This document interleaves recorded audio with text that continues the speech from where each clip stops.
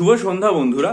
আপনারা সকলেই জানেন যে 2021 সালে ডব্লিউবিসিএস পরীক্ষার গ্রুপ ডি এর যে লিখিত পরীক্ষার ফলাফল সেটা প্রকাশিত হয়েছে এবং সেটার ভিত্তিতে ডাকা হয়েছে ক্যান্ডিডেটদেরকে পার্সোনালিটি টেস্ট দেওয়ার জন্য।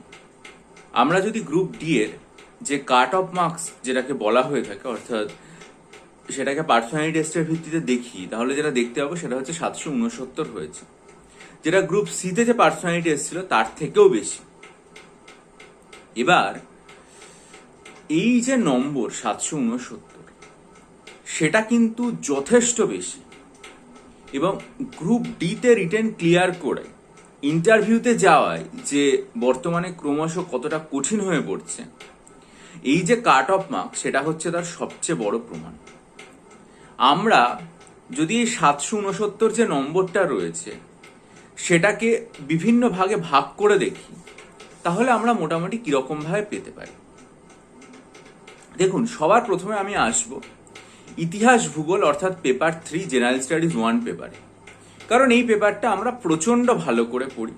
কোনোবার এই পেপারে প্রশ্ন যথেষ্ট সোজা হয়, কোনোবার মডারেট লেভেলের হয়।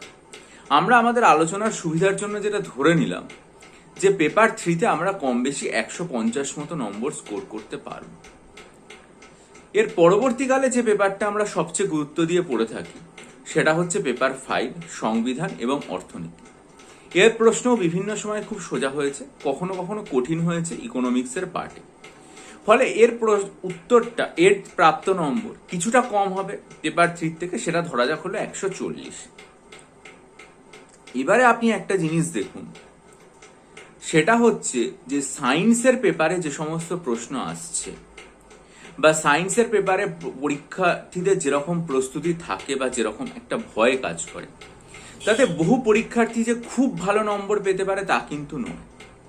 মোটামুটি 120-30 স্কোর করা যায়, ভালোভাবে পড়লে নিশ্চয়ই করা যায়, কিন্তু পরীক্ষার্থীরা সাধারণভাবে দেখা যায় 110-এর আশেপাশে নম্বর স্কোর করে।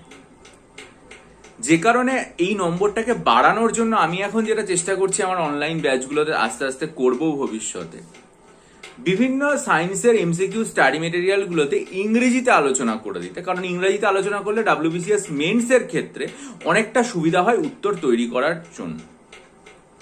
কারণ আমার স্টাডি মেটেরিয়াল আগে পুরোই বাংলায় ছিল সায়েন্সের পার্টটা, এখন আমি চেষ্টা করছি আস্তে আস্তে ফিজিক্স, কেমিস্ট্রি, বায়োলজি যে এমসিকিউ পেপারগুলো সেগুলোকে ইংরেজিতে তৈরি করে দিতে, যাতে পরীক্ষার্থীরা মেন্সে অন্তত কোনো অসুবিধায় না পড়ে।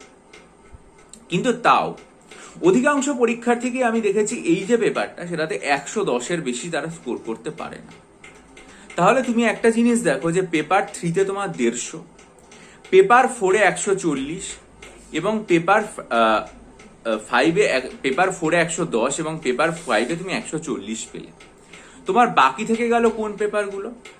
বাকি থেকে গেল বাংলা, ইংরেজি এবং ম্যাথামেটিক্সের পেপার।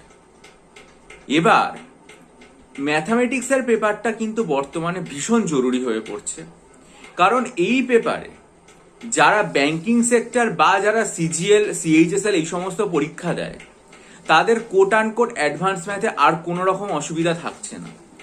একজন দেখা যাচ্ছে প্রশ্নপত্রে 170-80ও স্কোর করে ফেলছে।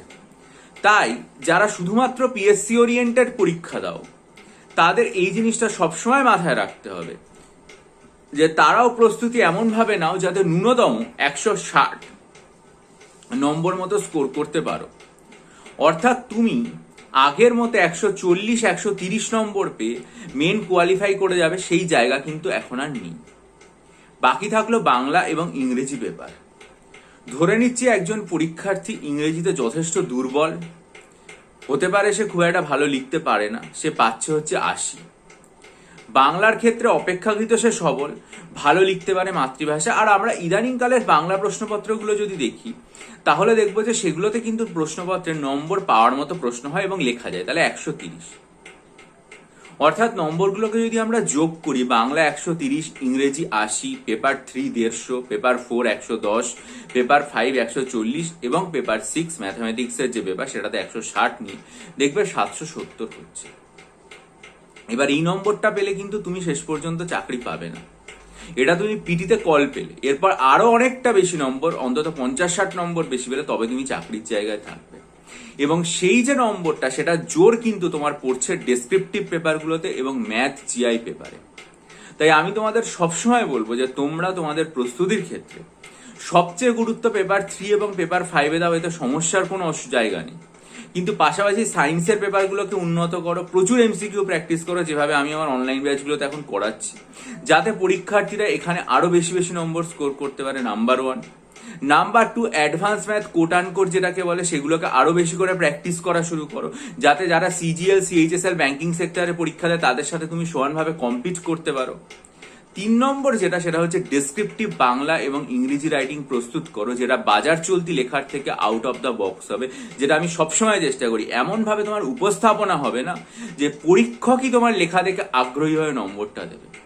এই ভিডিও কাউকে ভয় দেখানোর জন্য বা ডিমোটিভেট করার জন্য না, সতর্কীকরণ করে দেওয়ার জন্য যে সামনে যারা 2024-এর জন্য প্রস্তুতি নিচ্ছ এবং যারা 2023-এর মেন পরীক্ষা দিয়ে বলে উদ্গ্রীব হয়ে আছে, তাদের প্রস্তুতিতে যেন কোথাও কোনো খামতি না থেকে যায়।